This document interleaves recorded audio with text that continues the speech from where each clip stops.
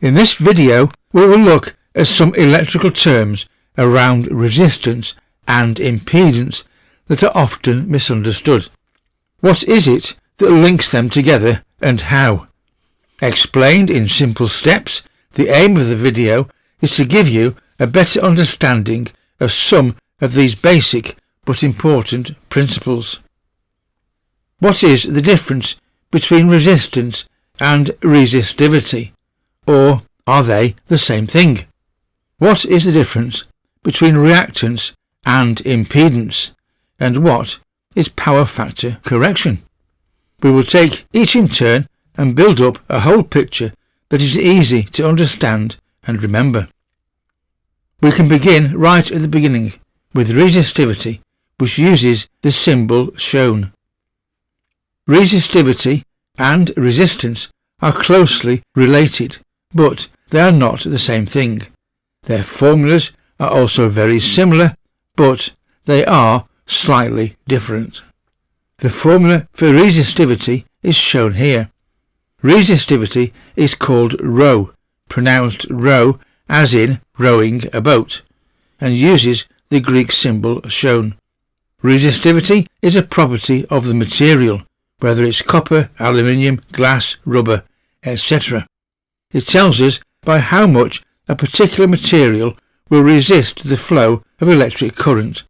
We use a standardized sample size as a reference for calculating the resistance values of objects and wiring or anything made from that material. It is measured in ohm meters, which is ohms multiplied by meters. It is not ohms per meter. Under laboratory conditions and using very sensitive equipment, a cube of, say, copper that is very precisely 1 centimeter by 1 centimeter by 1 centimeter can have the resistance between opposite faces very accurately measured. The readings from the small cube can then be scaled up mathematically to give the resistivity value, or ρ, of a 1 meter by 1 meter by 1 meter cube.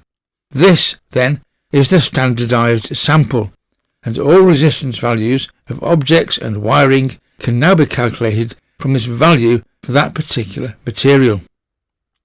Here are some typical ρ values for some everyday materials.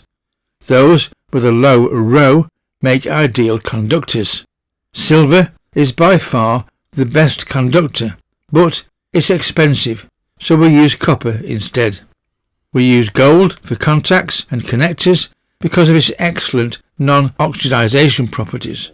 And at the other end of the scale, Teflon is one of the best insulators. We've also included air on the insulators chart, since many switching devices rely on an air gap for insulation. Think of air as a liquid, and given a high enough voltage, electricity will jump the gap. So what is resistance? And what is its relationship to resistivity? Now we know the resistivity, we can calculate the resistance of a particular piece of copper wire if we know the cross-sectional area and the length. We can also measure the resistance of conductors using our test meter, as we do when finding R1 plus R2, etc. And this is exactly what we do when we make use of the resistance tables in Guidance Note 3 or the on-site guide.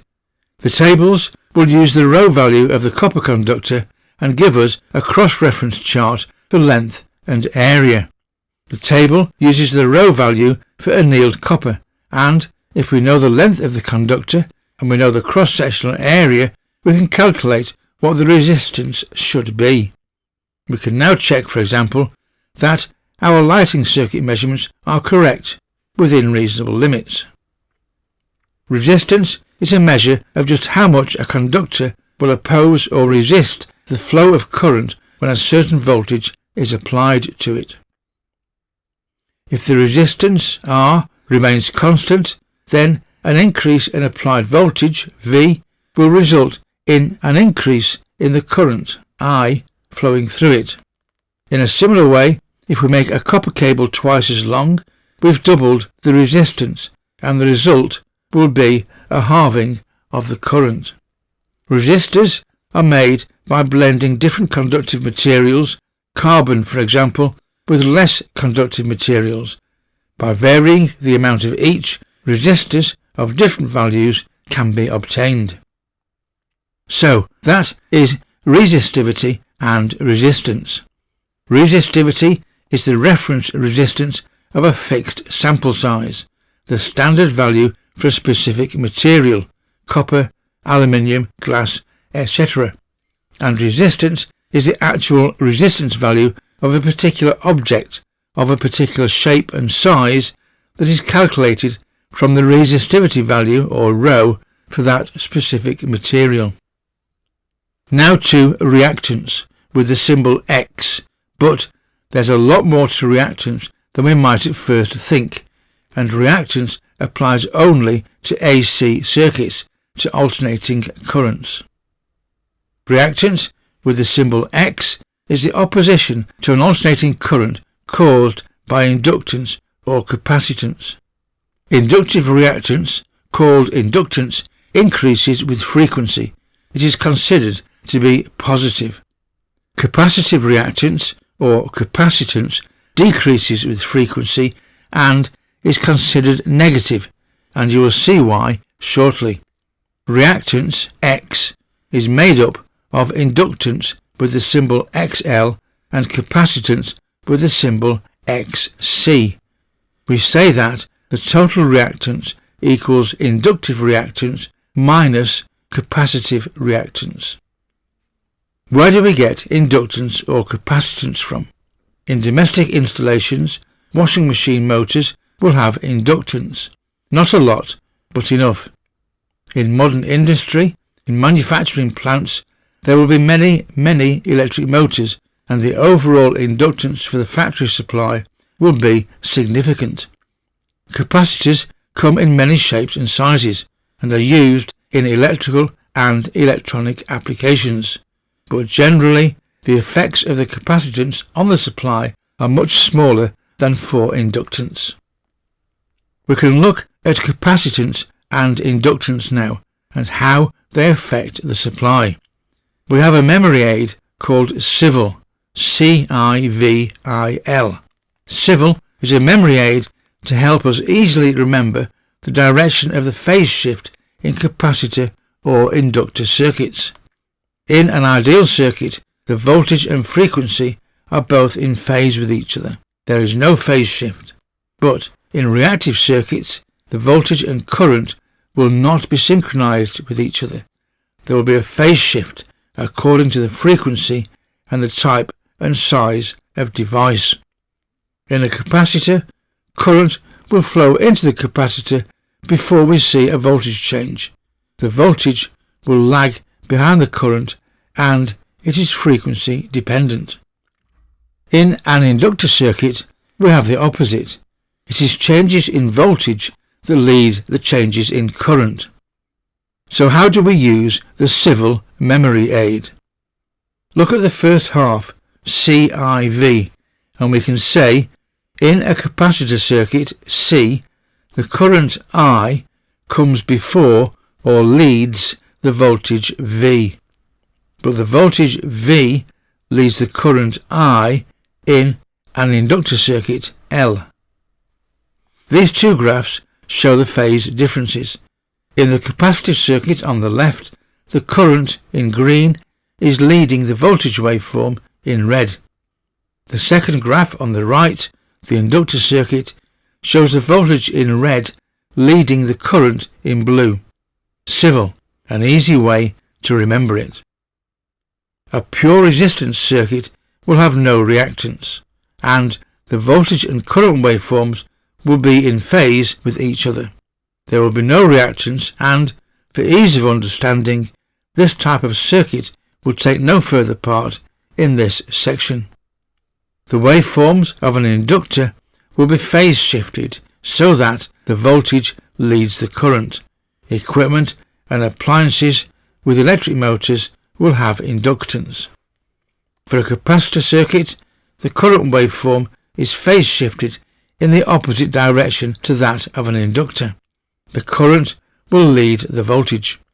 Because the phase shift is in the opposite direction, we call this a negative phase shift, and the reason for this will be apparent very soon.